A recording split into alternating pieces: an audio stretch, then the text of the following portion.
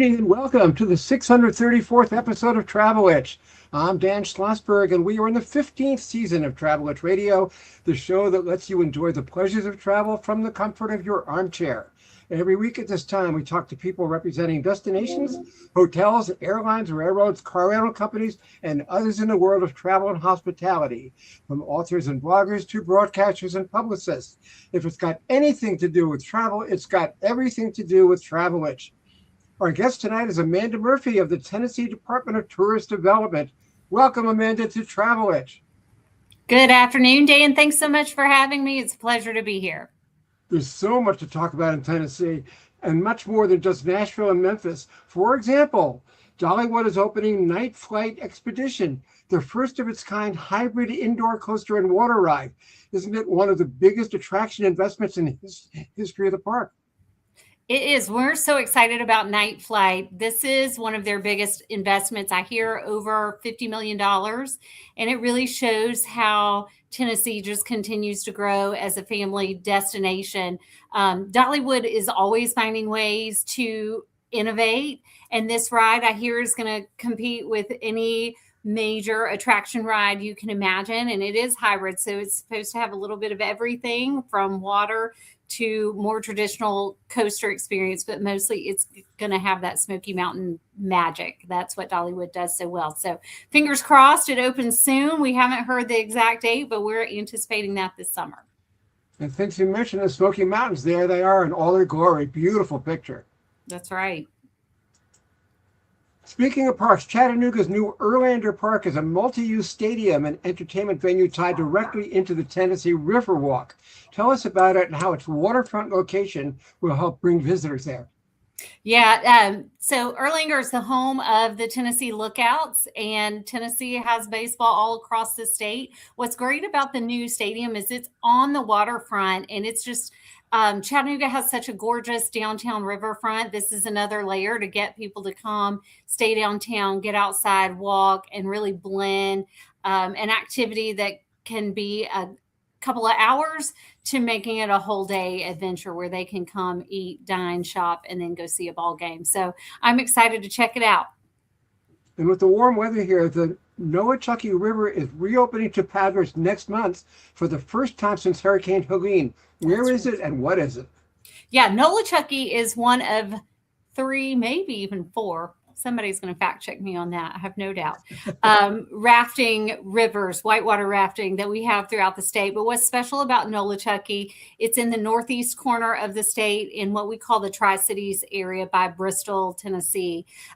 It has not operated for rafters since Hurricane Helene. So it's been almost 2 years that they've been closed. So this summer they are opening back up for the first time mid-June to paddlers. And this will just be another way that area is really recovering from such a significant weather event that devastated a lot of lives and livelihoods. So we're really excited to see the river come back online. It's a great sign of total recovery for that region. And I hear the river is just stunning.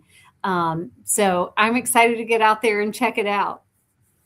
We'd also like to hear about the Tennessee Whiskey Trail, which is now joined by the new Cork to Fork Culinary Trail. We hear it pairs local restaurants with chef-driven dishes that are whiskey-inspired. Yeah, I was thinking you can't talk rivers and paddling without whiskey. I might need it before I get on the river. Some people need it after. But yeah, Tennessee whiskey has long been a part of our identity. But we know that people are coming and they want to experience that in new ways. So the Tennessee Whiskey Trail launched their Cork to Fork Trail this year. They basically have reached out to chefs all across the state and said, we'd like you to partner with the Tennessee Whiskey Trail and create dishes. And so the chefs and the trail partnered. They've now got new menu items in restaurants all across the state, over 40 restaurants. And it's my understanding that some of those menu items have become the top item on the menu. So it's a great time to get out and explore. And if you can't taste whiskey from a glass, you can taste it on your dish. We're talking Tennessee tourism with Amanda Murphy. Just last November, Amanda, Tennessee hit a culinary home run with publication of the first Michelin Guide American South. We understand the 36 Tennessee restaurants won Michelin stars or wound up in recommended or Bib Gourmand categories. Yeah, that's a huge moment for Tennessee and the South, and it really validated what we already thought, that our culinary scene is world class and it's ready to have a global spotlight on it. There's creativity happening all across the state, and it's not just at the fine dining end, it happens in barbecue joints and has been happening for a long time throughout Tennessee. And Tennessee Tourism is also giving tourists a taste of the town through its Sound Bites campaign. What is that? A pairing of music and eating experiences? Isn't there actually a food pairing engine on your website so that diners can create a playlist that runs during their meals? It's a great idea. Yeah, it is really fun. It's based on the idea of sonic seasoning. So, a researcher actually discovered a couple of years ago that food can actually change your flavor, your perception of the flavor of food can change based on music. So, we've been exploring that and created a search engine on our website that you can go in and tell it what you're eating, and it'll create a playlist. And we worked with some artists and chefs to bring that to life. So you can check that out on our website at tnvacation.com. But only in Tennessee can music become part of the recipe. And people who eat well in your state have to work off the extra weight. So one of the answers could be the statewide Bike TN program, which has something like 37 new gravel routes and 52 road cycling routes, a total of more than 1,000 miles of terrain conducive to exploration by bicycle. That's right. So we saw a trend. Cycling tourism is growing and people were coming to Tennessee, and we wanted to make it a little bit easier for them to come, stay, and get to know our back roads and small towns. So we created this program. It offers easy suggestions. If you're in Dunlap, Tennessee, we're going to tell you to go to the Cookie Jar Cafe, and everybody knows that. But what's great about this program is now I'm starting to see cyclists clipping off their bikes and stopping for lunch in some places. So cycling all across the state has really taken it off, and we're just making it easier for them to come explore. And summer is a super time to see new things in Tennessee, such as the Making More Magic expansion of Anakeesta. It's added a glass-bottom scenic lift, expanded its treetop skywalk, and enhanced its Firefly experience. More detail, please. And where is Anakeesta located? Yeah, Anakeesta is in Gatlinburg, Tennessee. So it's actually right on the parkway. Gatlinburg is the entry city to the Great Smoky Mountain National Park, and Anakeesta is right on the parkway. They have just done an incredible job. It is an attraction. It is growing. And visitors are craving those immersive experiences. It's something that Anakeesta already does really well. But what's special about the new Firefly experience is in the Smokies, which is one of the few places in the world that you can see fireflies for one to 2 weeks in the summer, where they synchronize their lights, and we call them the synchronous fireflies. So Anakeesta, for all the millions of visitors that don't get to see those fireflies in that 1 to 2 week period, they're making it something that you can experience all year long through this new immersive experience. So I'm excited to check that out. Another reason to get to Gatlinburg. We're talking Tennessee tourism with Amanda Murphy. With balmy weather in store during the summer months, there are lots of additional outdoor activities. Tennessee has 10,000 caves, hundreds of waterfalls, and such diversions as fishing, paddling, hiking, and cycling. And isn't next year the 100th anniversary of the Bristol Sessions at the birthplace of country music? That's right. Next year, we will celebrate 100 years since the Bristol Sessions, which we call the Big Bang of country music. It was one of the most important moments in American music because it's where the Carter family helped shape that modern country music sound. So without Bristol, we wouldn't have Nashville. So we're excited to celebrate with them.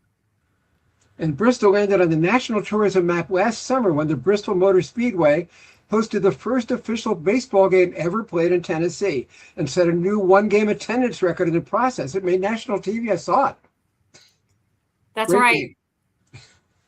Game. Tennessee has become a major sports destination. We can host everything from youth tournaments to these major national events like the MLB tournament. And that record-breaking baseball game really showed what Tennessee is capable of.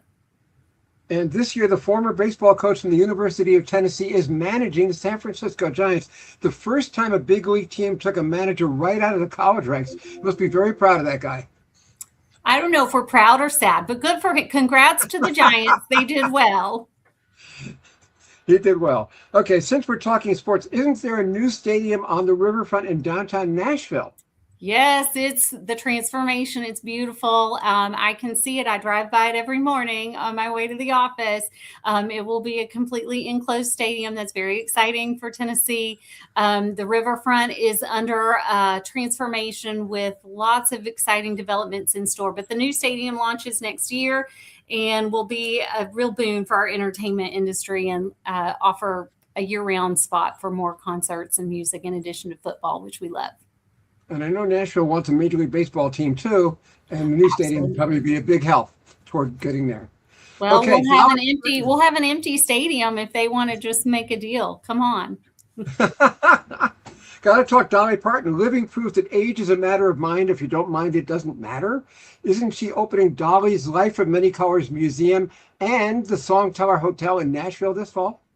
Yes, Dolly just continues to show us what an icon and what it means to be an icon. And so these new projects in Nashville give even more ways to experience her. We have so many visitors that come and want to see all of the Dolly pieces. So excited to bring more of that to life. And her influence is so significant. It's really part of the state's culture. It's part of our identity. We're so proud of her. And Dolly didn't just stop there or Dollywood. Tell us about her Tennessean travel stop opening this summer in Cornersville. Yeah, who doesn't love a good roadside stop? So I'm not sure what Dolly's dreaming up. I hope it has some of her fabulous cinnamon bread from Dollywood. I will be stopping through often if that's the case. But it's such a unique concept. I'm excited to see her. It's a existing location and it will transform into all things Dolly. So I'm dreaming pink and butterflies, but we'll see what that looks like as soon as it opens this summer. And let's talk Memphis a little bit. 2 museums are opening in Memphis this year, the Metal Museum in Overton Park and the Memphis Art Museum right on the Mississippi River. Let's hear about them. Yeah, Memphis, wow, it's really having a moment. Their arts and culture, it's time to get there. I actually don't want to miss this week. The National Civil Rights Museum will open their brand new, they have a new exhibit across the street.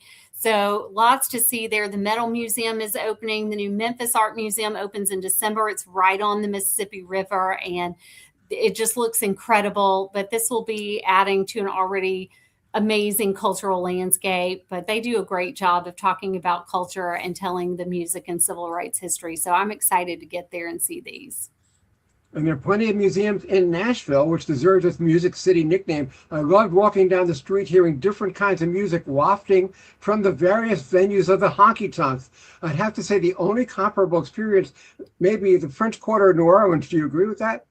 Yes, that's true. That's true. There is live music on every corner. It is not unlike New Orleans. We both share a strong love for music there. There really is something special when you can walk down the street and hear music just pumping out of the various bars and restaurants. And it's just continuing to grow. We have so many new restaurants. There's a reason to get here and to see it. But you walk down Broadway, you hear music as early as probably 10 a.m., 11 a.m. for sure.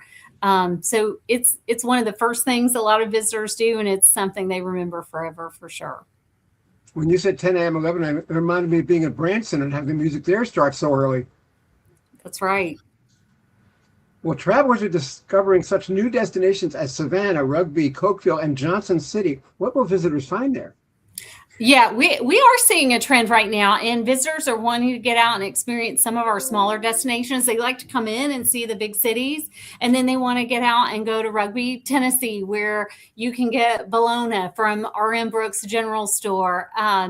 These communities each have their own story to tell, and they're unique and have businesses that have been in business for hundreds of years. They'll find outdoors, locally made food, and a lot of makers and arts. So I encourage anyone that's coming to Tennessee, yes, come see Memphis, come see Nashville, come see Knoxville, Chattanooga, but stay a minute and get into some of these smaller cities that offer something uniquely their own.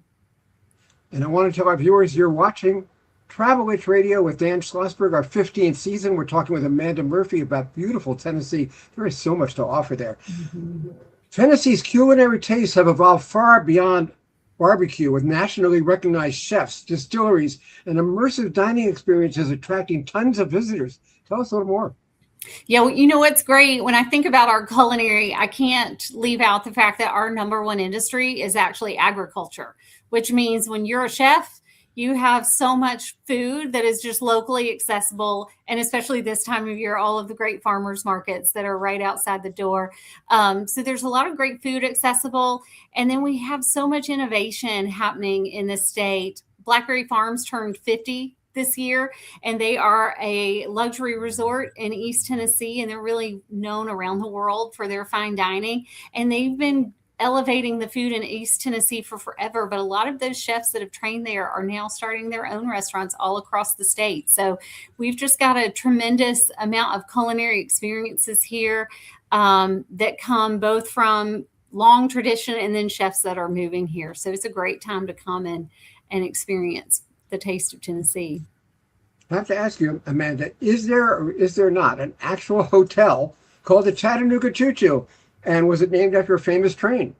It absolutely was. Chattanooga Choo Choo is a real hotel inspired by the famous Glenn Miller song of the same name. And it's you can go and experience it today. They have been doing a lot of renovations there. So it's a great time to go and see the Chattanooga Choo Choo and find the stories where that music and the history and tourism all intersect.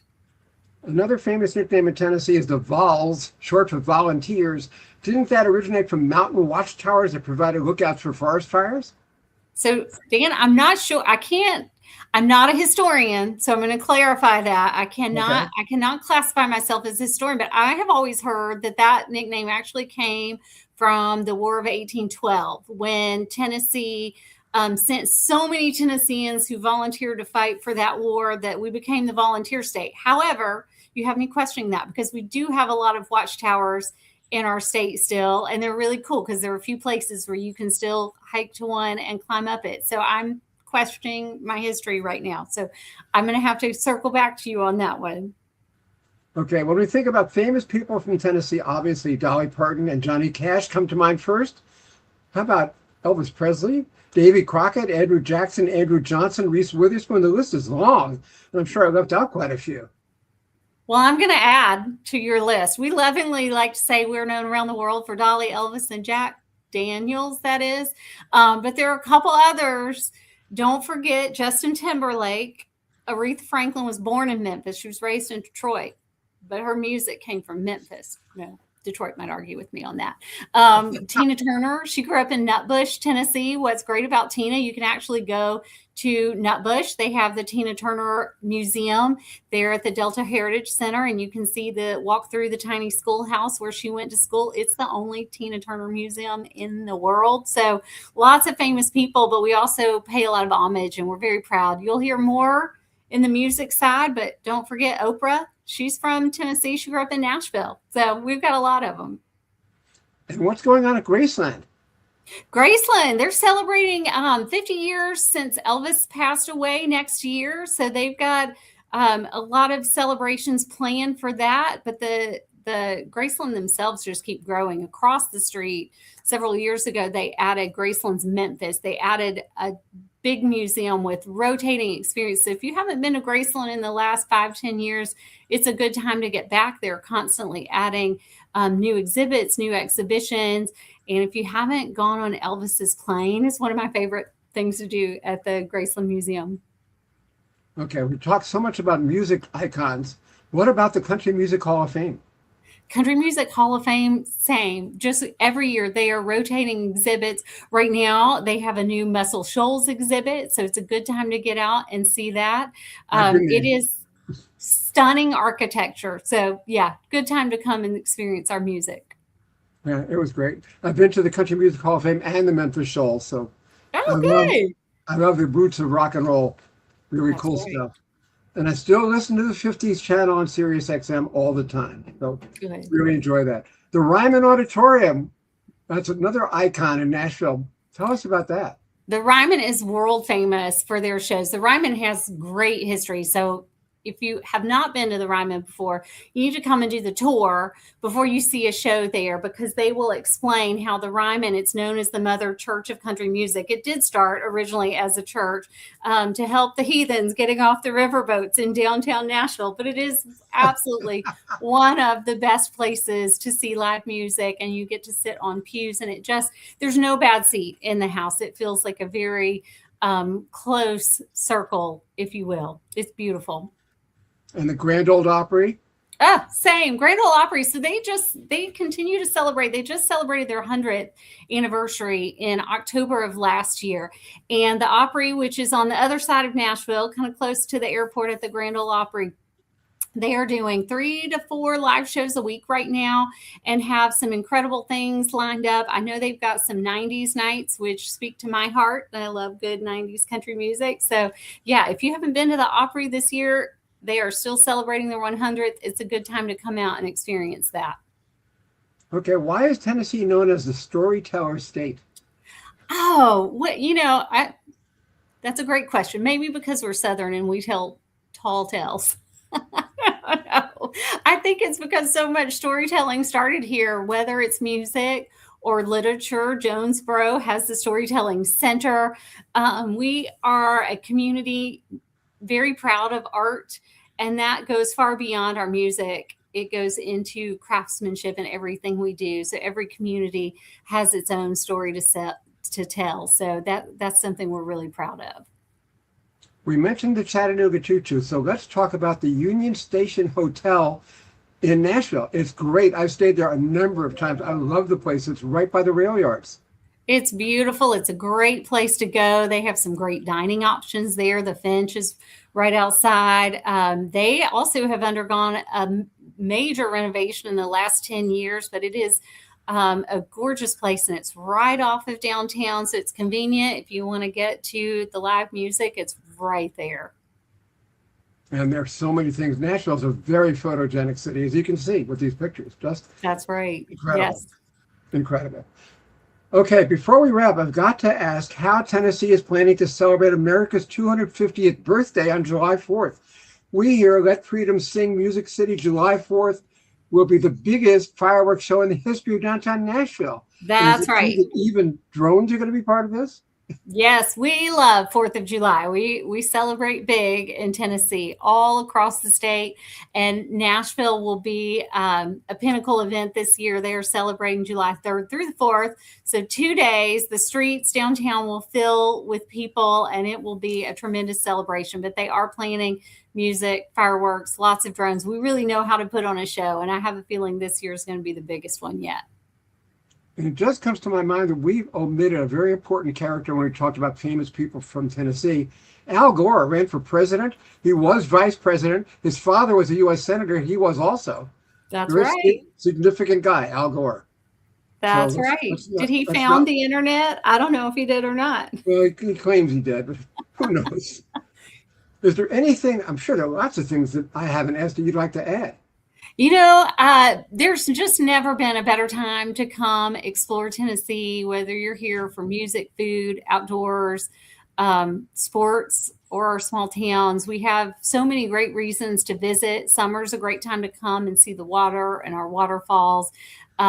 It's a great road trip state, and I think we'll give you something to talk about long after your trip ends. And if you see this picture with the riverboat in it, I've been on a number of riverboat cruises. It's a great way to take a cruise. You can't get seasick. You see That's a lot. true. Really fun. It's a great way to see. And we've got some great cities right on the water, and you can absolutely cruise right up to them on I believe it's the American Queen. And I've been on that one too. And also, you have a honky tonk party bus. That should be great fun. The honky tonks are so fun. Yes, if you have not been to a honky tonk, you must come downtown, experience a honky tonk, and then have a little early breakfast or a late dinner, however you say it. So, yeah. Okay.